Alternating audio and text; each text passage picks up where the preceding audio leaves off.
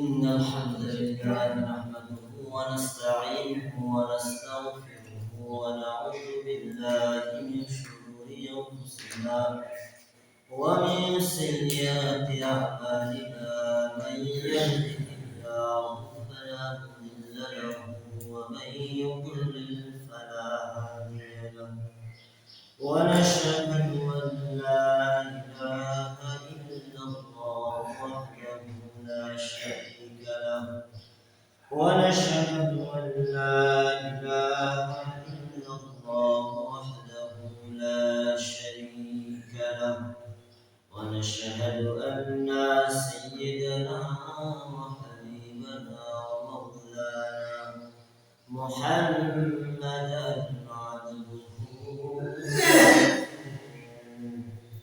الذي أرسله بالحق بشيرا ونذيرا وداعيا إلى الله بإذنه وسراجا منيرا فقد قال الله تعالى في كلامه المجيد وفرقانه الحميد أعوذ بالله من الشيطان الرجيم بسم الله الرحمن الرحيم إن الله وملائكته يصلون على النبي يا أيها الذين آمنوا صلوا عليه وسلموا تسليما اللهم صل على سيدنا مولانا محمد وعلى آل سيدنا شفيعنا محمد اللهم صل على سيدنا مولانا محمد وعلى آل سيدنا شفيعنا محمد جبل جهدان طارئ খুশবু ছড়ায় যে ফুল যুগ যুগান্তরে খুশবু ছড়ায় এঁকেছি সে ফুল মোরা মনের কাবায় যে ফুল যুগ যুগান্তরে খুশবু ছড়ায় আল্লাহুম্মা সাল্লি আলা সাইয়্যিদিনা মাওলানা মুহাম্মদ ওয়া আলা আলি সাইয়্যিদিনা শাফি'ানা মুহাম্মদ আলহামদুলিল্লাহ আমরা সর্বপ্রথম আল্লাহ সুবহানাহু ওয়া তাআলার দরবারে লাখ কোটি শুকরিয়া আদায় করছি যে মহান মালিক আল্লাহ সুবহানাহু ওয়া তাআলা সপ্তাহের সর্বশ্রেষ্ঠ দিন জুমাবার দিনে আল্লাহ রাব্বুল আলামিন অসংখ্য অগণিত মানুষের মধ্য থেকে কতিপয় অল্প কিছু মানুষকে আল্লাহ রাব্বুল আলামিন মসজিদে আসার তৌফিক দান করলেন। শুকরিয়া আদায় করছি, বলি আলহামদুলিল্লাহ। আলহামদুলিল্লাহ। সংক্ষিপ্ত সময় আমাদের হাতে এখন 12:42 বাজে। আমরা আধা ঘন্টার মতো সময় পাবো ইনশাআল্লাহ। এর মধ্যে আমরা কিছু গুরুত্বপূর্ণ কথা শুনব। মূল পয়েন্ট হলো জ্ঞান, ইলম এবং কাকে মানুষ বলা হয়। যদি পিছনে গেলে অনেক সুবিধা হয়। আচ্ছা, মানুষ কাকে বলা হয়? গরুর পেট থেকে বের হইলে সেইটা গরু, আলাদা যাবে না। ছাগলের পেট থেকে আর হইলে ছাগল যদি অসুস্থ থাকে খারাপ লাগে সেটা ভিন্ন, না হলে হেরান না দেয় না। তো একটা প্রাণীর পেট থেকে বেরোলে ওনারে কোনো শিক্ষা দেওয়া লাগে না, কলেজে ইউনিভার্সিটিতে পড়ানো লাগে না। ছাগলের বাচ্চা ছাগলে, কুকুরের বাচ্চা কুকুর, বিড়ালের বাচ্চা বিড়াল, সব ওই কতিপয় নিয়মে চলে। এদের কোনো প্রতিষ্ঠান নাই, শিক্ষা প্রতিষ্ঠান নাই। কেবলমাত্র মানুষ, যেটা মানুষের পেট থেকে হইলেই সেটা মানুষ হয় না, মানুষের পেট থেকে হইলে সেটাকে মানুষ বানানো লাগে, না হলে অনেক সময় এই মানুষটা জানোয়ারে রূপান্তরিত হয়ে যায়, জানোয়ারের চাইতেও খারাপ হয়ে যায়। এটা আমার কথা না, এটা আল্লাহ রাব্বুল আলামিনের কথা। আল্লাহ রাব্বুল আলামিন কুরআনুল কারীমের মধ্যে সূরাতুল আরাফের মধ্যে বলেন, ওয়ালাকাদ যারানা লিজাহান্নামা কাসীরাম মিনাল জিন্নি ওয়াল ইনস, আমি কিছু জিন এবং মানুষকে জাহান্নামে দেওয়ার জন্যই তৈরি করেছি। নাউযুবিল্লাহ। জাহান্নামে দেওয়ার জন্য তৈরি করেছি। সেই মানুষগুলির গুনাহগুণ কেমন পর্যায়ে তারা হবে, পরে আল্লাহ রাব্বুল আলামিন বলেন, লাহুম কুলুবুল লা ইয়াফকাহুনা বিহা, আমি ওই মানুষগুলোকে অন্তঃকরণ দিয়েছি, অন্তর দিয়েছি, চিন্তা ভাবনা করার জন্য, ভালো মন্দের পার্থক্য করার জন্য আমি তাকে অন্তর দিয়েছি, কিন্তু এই অন্তরকে কাজে লাগায় না, চিন্তা করে না, সঠিক এবং বেঠিক, সত্য মিথ্যা, হক এবং বাতিল এইটার পার্থক্য করে না। ওয়ালাহুম আয়ুনুল লা ইউবসিরুনা বিহা, ওই মানুষগুলোকে আমি চোখ দিয়েছি, কিন্তু এই চোখ দিয়ে সে দেখে না। চোখ দিয়েছি কিন্তু সে কোরআনের পথ দেখে না, কোরআনের আয়াত দেখে না, কোরআন বোঝার কাছে চোখকে লাগায় না, নামাজ পড়তে যাওয়ার সময় চোখ ব্যবহার করে না, দুনিয়াবি সমস্ত কাজকর্মগুলিকে এই চোখ দিয়ে সম্পাদন করে, কিন্তু চোখ থাকতেও সত্য মিথ্যার পার্থক্য ওই ব্যক্তি করে না। সেই ব্যক্তি পরের গুনাহগুলো আল্লাহ রাব্বুল আলামিন বলেন, ওয়ালাহুম আযানুল লা ইয়াসমাউনা বিহা, যে ব্যক্তির কান আছে কিন্তু শোনে না, কান আছে শোনে না, চোখ আছে দেখে না, অন্তর আছে চিন্তা ভাবনা করে না, এই লোকগুলি কেমন? আমার কথা নয়, রাগ করার কোনো উপায় নাই, সিস্টেমও নাই। সূরাতুল আরাফ 179 নম্বর আয়াত, এখানে রেকর্ড হয়, আপনারা মনে থাকলে যাই মিলিয়ে নেবেন। আল্লাহ রাব্বুল আলামিন এই তিন পর্যায়ের মানুষ সম্পর্কে বলেন, আবারও রিপিট করছি, আবারও বলছি, লাহুম কুলুবুল লা ইয়াফকাহুনা বিহা, অন্তঃকরণ আছে, অন্তর দিয়ে চিন্তা করে না, ওয়ালাহুম আ'য়ুনুল লা ইউবসিরুনা বিহা, চোখ আছে কিন্তু দেখে না, ওয়ালাহুম আযানুল লা ইয়াসমাউনা বিহা, এই কান আছে কিন্তু কান থেকে শুনে না। এই লোকগুলি কেমন? আল্লাহ রাব্বুল আলামিন পরের অংশে বলেন, উলাইকা কাল আনআম, তারা হলো চতুষ্পদ জানোয়ারের মতো। চতুষ্পদ মানে চার পায়া, যার চারটা পা আছে, ওই জানোয়ারের মতো। কোন ব্যক্তি? ওই যে যার কথা বললাম, চোখ আছে দেখে না, কান আছে শুনে না, অন্তর আছে হক বাতিল, সত্য মিথ্যা পার্থক্য করে না, ওই লোকটা হলো চার পায়া জানোয়ারের মতো। চার পায়া জানোয়ার কি? আমরা তাকালে দেখি ছাগলের কয় পা, গরুর কয় পা, কুকুরের, সেরপরে শুকরের, এই জাতীয় যত আছে স্বাভাবিক একজন মানুষ, আপনারা যারা আছেন, যার মাথা ভালো আছে, মানে সুস্থ মানুষ, এই সকল প্রাণী চার পায়া, এদের যদি বলা হয় গরু, খুশি হবে কিনা দেখি, গরু পেলে খুশি হবে কিনা? কেউ আস নাই।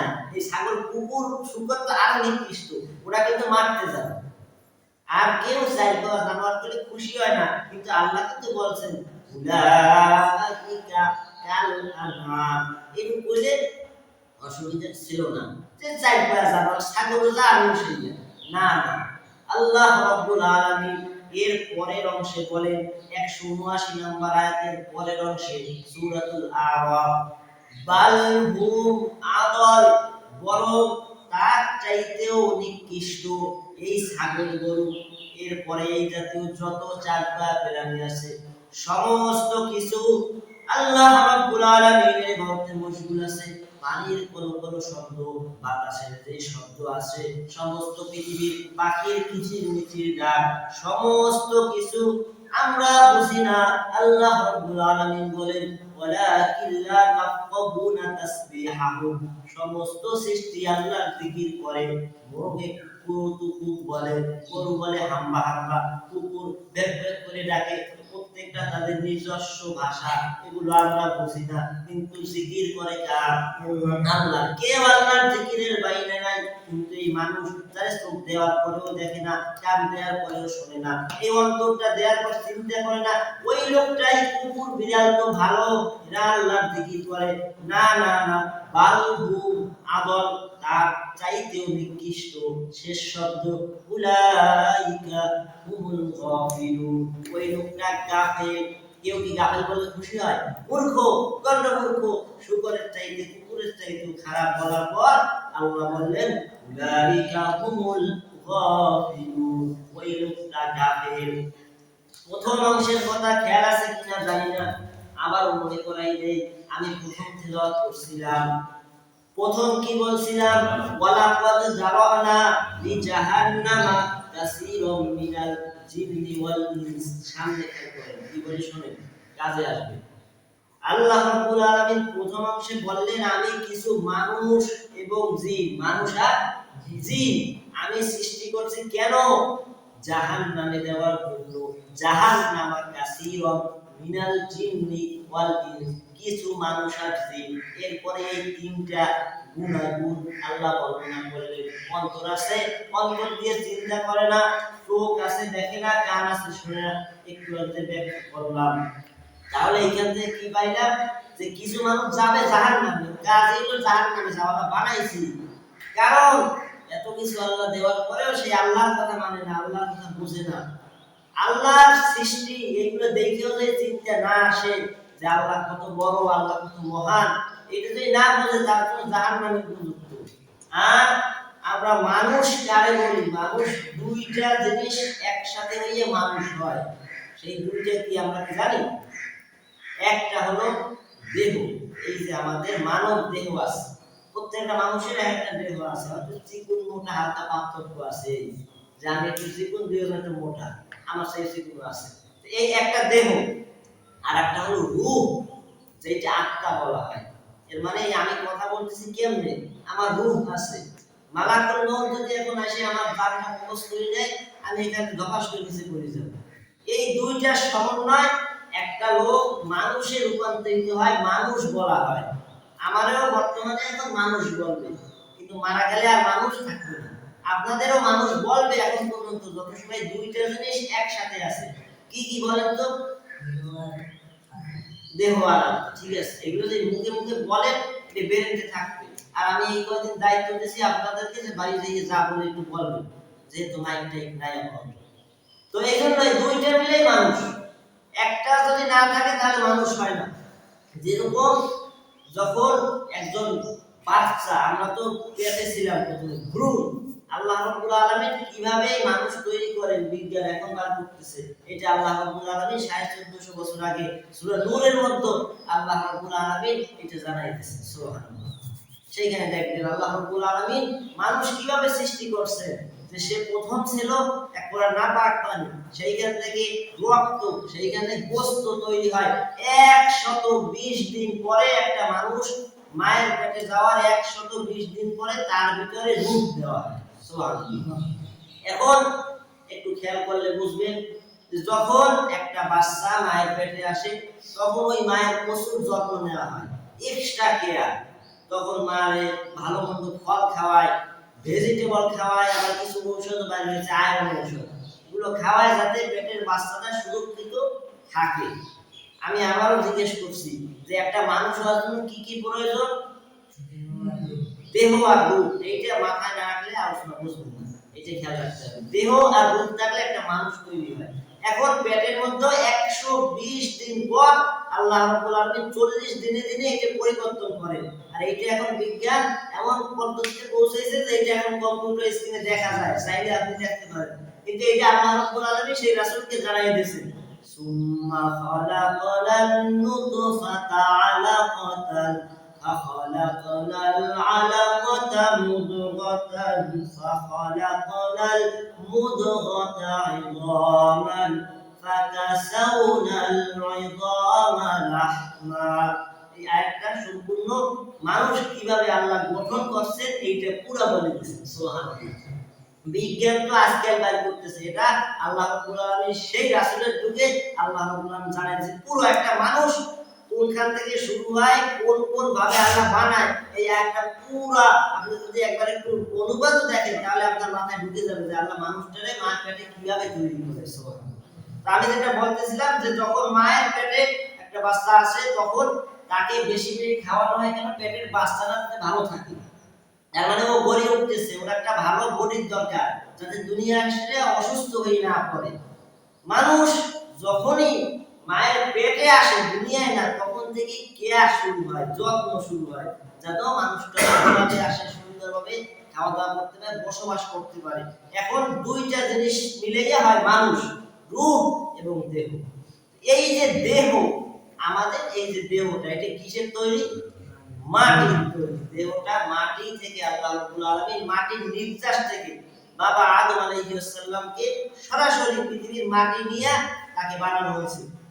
সূরা বাকারায় বিস্তারিত পাবেন। এবং আমরা পৃথিবীর সমস্ত মানুষ হলো মাটির একটা নির্যাস। এটা বিস্তারিত আলোচনা করা যায়, আমার সময় নেই, আপনারা এগুলো একটু পড়াশোনা করবেন। তো একটা মানুষ যখন মায়ের পেটে তৈরি হয় তখন থেকে কেয়ার শুরু, দুনিয়া আসার পরে তো শুরু হয় আরো যত কেয়ার করা যায়, দুধ থেকে শুরু করে যত ভালো মন্দ খাওয়ানো যায়। এখন দুইটা মিলে মানুষ হয়, আল্লাহ হয় না। এখন আমি কি করি, যেই মানুষটা দুনিয়ায় আসার কেবল একটা ভাব হয়েছে তখনই ওই দেহটার কেয়ার করি, কিন্তু আমরা এইটা পুরোপুরি ভুলে যাই যে এইটা দুইটা জিনিস মিলেই হয়েছে। একটা হলো আত্মা, এই আত্মারও একটা খাবার আছে।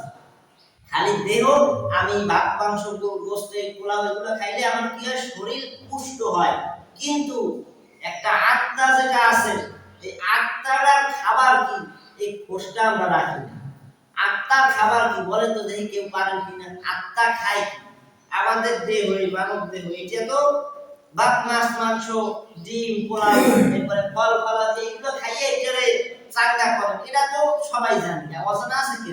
নাই। কিন্তু আত্মা যেটা আপনার রূহ, এই যে কি খাইতে চায় বলেন, কেউ জানি না?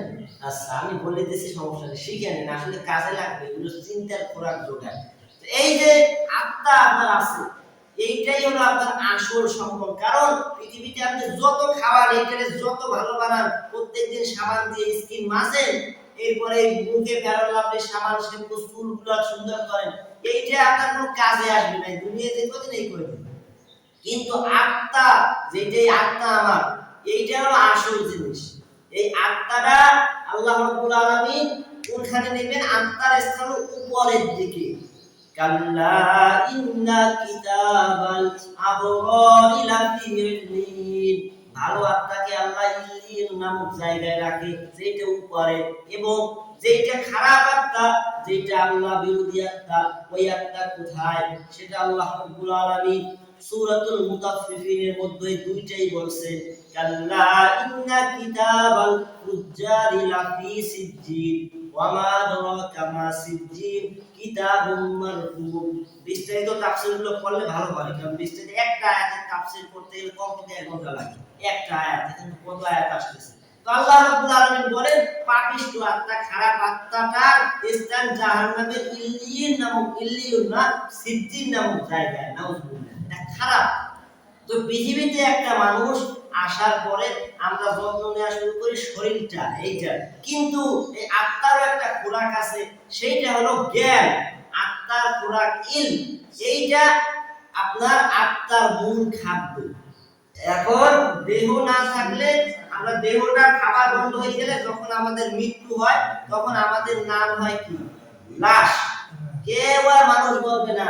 যেই মারা যাবেন সে যেই হোক, যত বড় এমপি, মিনিস্টার, মন্ত্রী, যত ক্ষমতাবান, যত টাকাওয়ালা লোক হোক, মারা যাওয়ার সাথে সাথে লাশ, আর কোনো পরিচয় নাই, সেই ব্যক্তি লাশ হয়ে যায়।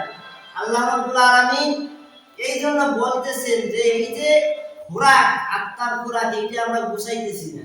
আত্মার খোরাক হলো জ্ঞান, ইলম। তার মানে হলো শরীর গোছানোর জন্য আমাদের খাবার দরকার। যেই খাবার খাওয়া বন্ধ হয়ে যায় তখন লাশ। আর লাশের কাজ কি? লাশের কোনো কাজ নাই। লাশটার কাজ হলো যখনই মারা যায় তখন যত তাড়াতাড়ি মাটির নিচে ঢুকানো যায় তত বাঁচে, যত তাড়াতাড়ি ওটারে ঝাঁটাই বিদায় করা যায়। দেখবেন যে জানাজার নামাজ শুরু হয়েছে, এখন কিছু কথা বলতে যাইয়ে 10 মিনিট দেরি করে ফেলছে, তখন সিগন্যাল বাড়ে, তাড়াতাড়ি করেন, ব্যস্ত আছি। একটু আগে ওই লোকটা আপনার সাথে খাওয়া দাওয়া করছে, একসাথে গল্প করছে, কাজ করছে, একসাথে রয়েছে, কিন্তু এখন আত্মারা শুধু বাইরে হয়ে গেছে। এখন বলতেছে তাড়াতাড়ি করেন, আমার মেলা কাজ আছে, মানে ওটার আর দরকার নাই। ওই যে দেহটা ওই যে পড়ে আছে, আপনি জানাজায় দাঁড়াইছেন এই মসজিদের পাশে, এখন প্রচন্ড রোদ, 12টার সময় জানাজা, এখন দাঁড়ানোর পরে এখন ওই যে সময় নষ্ট বেশি যাইতেছে, তখন মানুষ বলে তাড়াতাড়ি করেন, লাশটা তাড়াতাড়ি জানাজা করান, আমাদের কাজ আছে, গরম লাগতেছে। কিন্তু ওই যে লাশটা, ওটাতে যদি কাপড় খুলেও যদি উঠলা রোদের দিক মুখ করাই রাখা হয়, লাশ কি বলবে নাকি আমার তাড়াতাড়ি কবর দে, আমার গায়ে গরম লাগে? বলবে না। কেন? রূহটা নাই, এই আসল জিনিস চলে গেছে। এই রূহটা নাই, এই কারণে সে বলে না, তার কিছুই লাগে না। এখন আমরা তাড়াতাড়ি ওটারে ঝাঁটাই বিদায় করতে পারলে বাঁচি। এই রূহটা পৃথিবীতে আসার আগ থেকেই এদের খাদ্য প্রয়োজন। সেই খাদ্যটা আগেই বলছি জ্ঞান, বুঝলেন? তো এখন কি করা হয় সমাজে, যখন বাচ্চা মায়ের পেটে আছে তখন খাওয়া শুরু হয়, ভালো মন্দ, চিকিৎসা, সমস্ত কিছু তার খেয়াল রাখে, কিন্তু এই আত্মাটা খাবে কি? এখন বিজ্ঞান বলছে যে মায়ের পেটে সবার প্রথম দেখতে তো পায় না কিছু, কিন্তু শুনতে পায়। 6 মাস থেকে একটা বাচ্চা মায়ের পেটে বসিয়া সে সমস্ত কিছু, বাইরের সবকিছু শুনতে পায়। সুবহানাল্লাহ। এগুলো বিজ্ঞানের রায় এখন গবেষণা করতেছে, পুরো মিলে যাচ্ছে। আল্লাহ আগে বলে দিয়েছেন, ওরা এখন বাসি কথা বলতেছে। তো এই যে বাচ্চাটা শুনতে পায়, একটা প্রসিদ্ধ ঘটনা আছে, আপনারা জানেন কি আমি জানি না। আব্দুল কাদের জিলানী রহমাতুল্লাহি আলাইহি, যাকে বড় পীর বলা হয়, ঘটনাটা আপনারা শুনছেন হয়তো, যে তাকে মাদ্রাসায় পাঠানো হয়েছে। তখন ছোটবেলা, একদম ছোট, তখন তাকে বলা হয়েছে যে পড়ো আলিফ বা তাসা, সে পড়ে আগে যেতেছে। এখন বলার আগে সে পড়তেছে, এক এক দিকে আগাতে আগাতে একদম শুরু করছে, আলহামদুলিল্লাহি রাব্বিল আলামিন আর রহমানির রহিম মালিকি ইয়াউমিদ্দিন, পড়তেছে পড়তেছে পড়তেছে, ওস্তাদ অবাক হয়ে গেছে। একাধারে পড়তে পড়তে 18টা পারা কুরআনুল কারীমে কয় পারা? 30 পারা, 18 পারা পর্যন্ত এই ছেলে পড়ে ফেলছে। তখন ওই উস্তাদ ওই মাকে খবর দিয়েছে, তার মাকে খবর দিয়ে বলছে যে আপনার এই ছেলে কি আগে কোন মাদ্রাসায় পড়াইছে? কই কিছু তো বললেন না, আমায় তো বললেন না, আমি তো আলিফ বা তা পড়ানো শুরু করছি, এদিকে পড়তে পড়তে 18 পারা মুখস্থ করে ফেলছে, কাহিনী কি? তখন বলতেছে না না, আমি তো মাদ্রাসায় কোনখানে পড়াই নাই, আপনার কাছেই প্রথম দিয়েছি। ওস্তাদ অবাক হয়ে যায়, কিভাবে সম্ভব? 18 পারা একটা বাচ্চা, ছোট্ট বাচ্চা কিভাবে পড়ে ফেললো? তখন বলছে যে এই বাচ্চা পেটে থাকার সময় আপনি কি আমল করতেন? তার মা বলেন যে আমি এই আমার সন্তান পেটে থাকাকালীন আমি ছিলাম 18 পারা কুরআনুল কারীমের হাফেজা, এর মানে 18 পারা কুরআনুল কারীম আমার মুখস্থ ছিল। এই সন্তানকে পেটে নিয়ে আমি কখনোই ওযু ছাড়া থাকি নাই, ওযু ছাড়া দুধ পান করাই নাই, এবং প্রতিদিন আমি 18 পারা কমপক্ষে সব সময় পড়ার তালে রয়েছি, আমি পড়তেছিলাম। তখন ওস্তাদ বলেন হ্যাঁ, মায়ের পেটে সন্তান শুনতে পায়, এই ক্ষমতা আল্লাহ রাব্বুল আলামিন দান করেছে। তো এই আপনি যে এই কোরআনুল কারীম তিলাওয়াত করছেন, ও আপনার পেটে বসে বসে এটা শুনছে এবং আয়াত করছে। আল্লাহ রাব্বুল আলামিনের কুদরতে আপনার এই তিলাওয়াত বারংবার করার কারণে আল্লাহ রাব্বুল আলামিন তাকে মায়ের পেটে বসে 18 পারা কোরআন মুখস্থ করার তৌফিক দান করেছেন। সুবহানাল্লাহ। দেখেন, কোরআন মুখস্থ হয়ে গেছে পেটে বসে, ওই যে রূহের খাবারটা দিছে। এখন মায়ের পেটে সন্তান আসে, সারাদিন টাকডুমাডুম মোবাইল চালাই রাখে, কয় যে পেটে বাচ্চা, কষ্ট করে রান্না বাড়া করা লাগবে না মাগো, তোমায় ওই যে বড় 36 ইঞ্চি টিভি কিনে দিছি, তুমি সারাদিন ওখানে এরকম চিৎকার হয়ে থাই গিয়া ওই যে দেখতে থাকো সারাদিন, কোনো চিন্তা করো না, তোমার কোনো কাজ করা লাগবে না, তুমি সারাদিন ওই শুই থাকো আর ওইগুলো দেখো। আর এইগুলো করতে থাকে সারাটা দিন, দেখা যায় যে কোরআন ধরে না, আল্লাহর পথে চলার নামাজও পড়ে না, পেরে নিয়ে উঠারে ইচ্ছা মতো এই যে টানানা করে। এরপর এখনকার পোলাপান আপনি দেখবেন পেট থেকে বাইর হইয়া ও শুরু করে টানানা, পাগল হয়ে যায়, মোবাইল ছাড়া খাওয়াইতে পারে না। এরপরে বের হয়ে এখন যে পরিমাণ মানে কি বলবো ছোট মানুষের কথা, যে এত দুষ্ট, ওই দেখা যায় ভালো কাজ চলে না, করে না কেন, ওই যে আত্মার খাবার শুরু হয়ে গেছে আগে থেকে, ওই পেটে বসে খাবার শুরু করছে, খাওয়াইছে হলো গু, এখন দুনিয়া আসার পরে বিরিয়ানি দিলে কাজ হবে, ও তো গুই খাবে। যে এখন ওই পেটে বসে ওনার যে আত্মার খাবার আছে সেই খাবার ভালোটা দেয় না, দেশে ওই সব বাসি নোংরা পচা খাবার খাওয়াইছে পেটে বসে, এখন বের হওয়ার পরে ও ওই পচা খাবারের দিকে দৌড়ায়, ওর আর ভালো লাগে না কোনো আল্লাহর কাজ রাসূলের কাজ। তো এই যে আত্মার যে বিষয়টা, এই আত্মার খাবার সম্পর্কে আমরা পুরাই গাফেল। দেখা গেল আমরা এখানে বেশিরভাগ মানুষ জানতামই না যে আত্মা একটা খাবার খায়। এই দেখেন, এই যে আত্মার খাবার, এই খাবারের চাহিদা যখন থাকে না তখন তারে বলা হয় মৃত মানুষ। যেহেতু একটা মানুষের খাবার তখন বন্ধ হয়ে যায় তখন তারে মৃত মানুষ বলা হয়।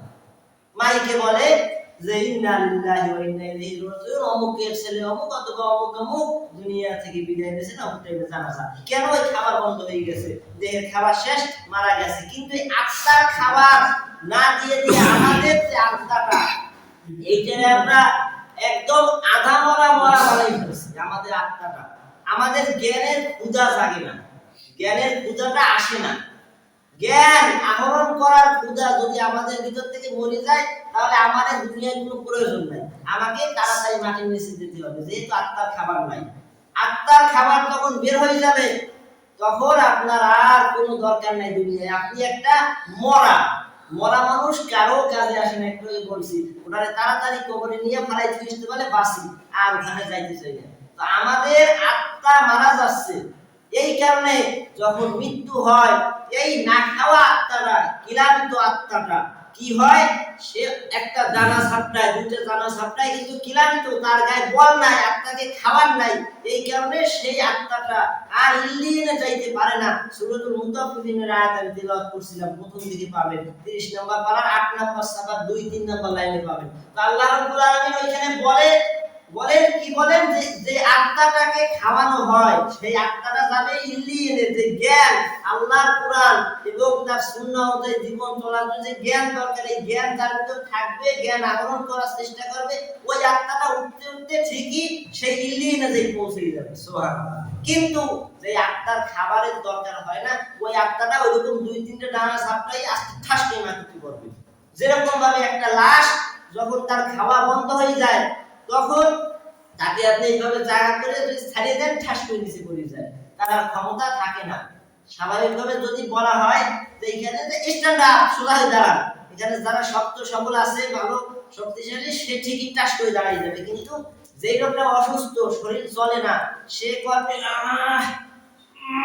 করতে করতে আমার করার জন্য বসেন দরকার নেই, মাথা মতো ভাঙিয়ে না, কারণ তার শক্তি নাই। এটা বোঝেন, বিষয়টা বোঝার দরকার যে আত্মা খাবার দেন না, কি করছেন আত্মাটারে। এদিক রুহের খাবার না পাইলে 2-3 দিন কলেরা জ্বর টর হইলে অবস্থা খারাপ হয়ে যায়, এরকম এদিক ধরে এরকম ঠেলে উঠা লাগে। কিন্তু আত্মাটারে আমরা এর চাইতেও খারাপ বানাই ফেলছি।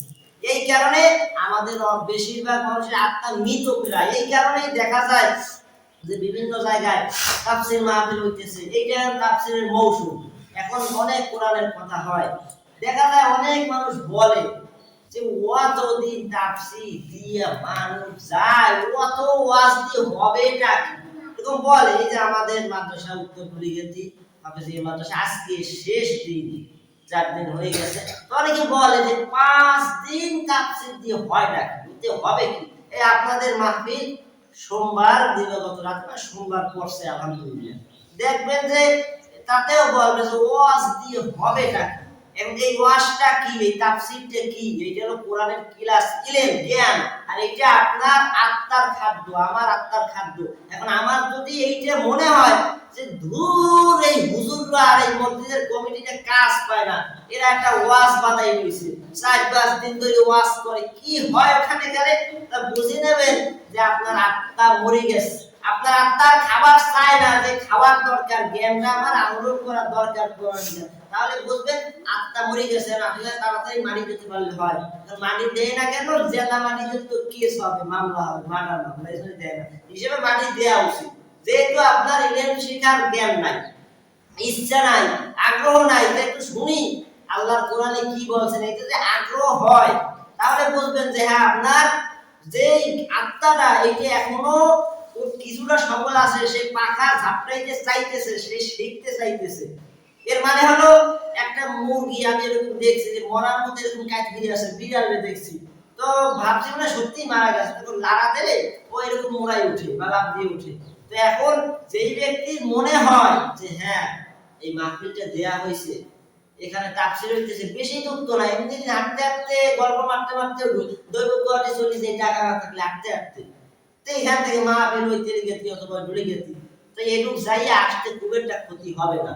যদি একটু শুনে কিছু শিখতে পারবো, অনেক কোরআনের কথা শুনে যদি আমল করতে পারি, এইটা যদি ভিতরে আসে, যে এই আপনাদের শুরু হবে সোমবার, এরপরে গোয়াল মাঠ আছে, রবিবার আখিরি মোনাজাত, মাহফিল হইতেছে টুকটাক, যে কিছু শিখতে যাব, দলের কাজও করতে যাব না, অথবা অন্য কোনো স্বার্থে খিচুড়ির লোভেও যাব না। অনেকে তো খিচুড়ি পার্টি আছে, ওটা আলাদা, ও নিয়ে কথা বলে সময় নষ্ট করবো না, আমার 5 মিনিট আছে, আর কিছু আলোচনা আপনাদের আছে, একদম টাইম শেষ করে দেবো।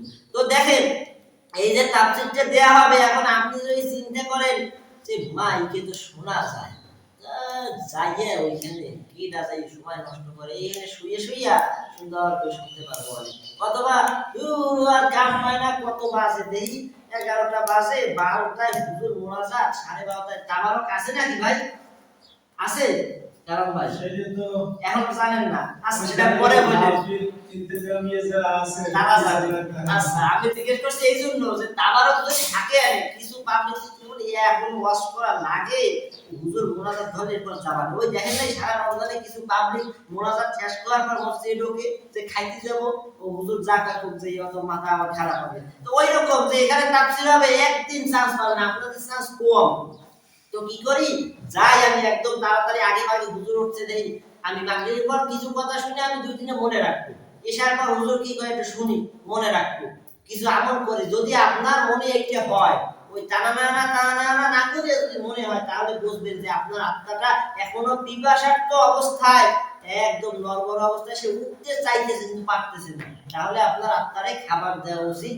এর মানে এই আত্মার যে খাবারটা আমি বললাম, জ্ঞান, ইলম, আল্লাহর পথ আপনার জানা উচিত। না হলে আপনার এই আত্মাটা যখন না খেয়ে মারা যাবে, ওই কবরে রাইখে আসবে, আপনার আত্মা তো লিলিয়ে যাইতেছে না, যেহেতু আপনার আত্মাটা কলুষিত আত্মা, আপনি ওটা না খাওয়াইয়া মারি ফেলাইতেছেন, তো আপনার ওই আত্মাটার স্থান হবে ওই সিজ্জিনে। আর ওই ব্যক্তি সম্পর্কে আল্লাহ তাআলা কি বলছেন আমি প্রথমে শুনাইছি, যে সে চতুষ্প চাইতেও খারাপ হয়ে যায়।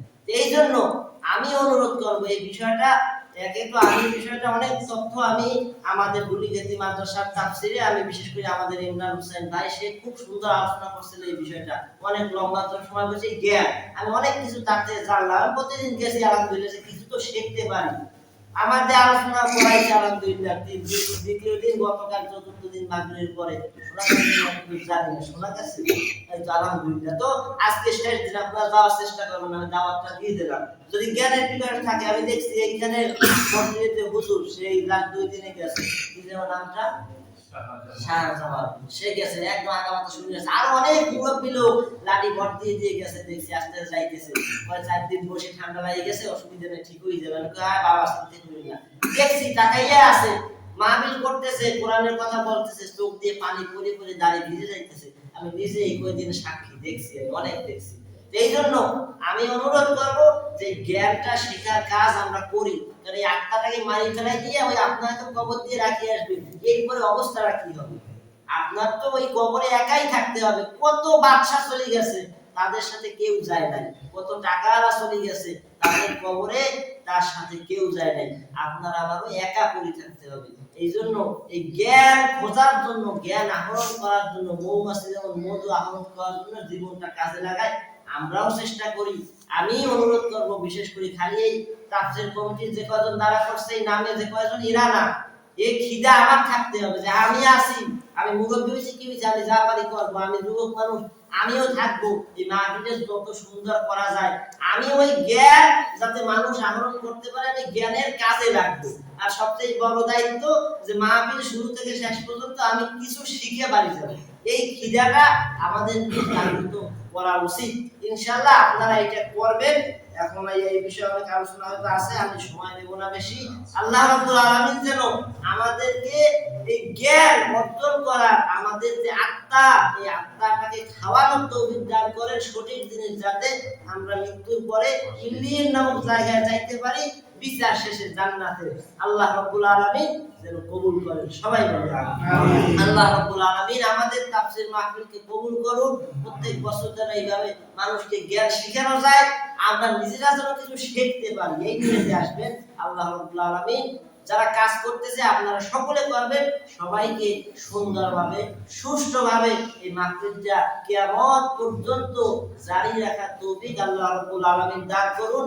সকলকে আগে ভাগে আসার আমন্ত্রণ জানিয়ে আপনাদের কাছ থেকে আজকের মতো আমার আলোচনা এখানে শেষ করছি। আমিন। সুবহানাকা ওয়া বিহামদিকা আশহাদু আল্লা ইলাহা ইল্লা আনতা আস্তাগফিরুকা ওয়া আতুবু ইলাইক। ভাই আপনারা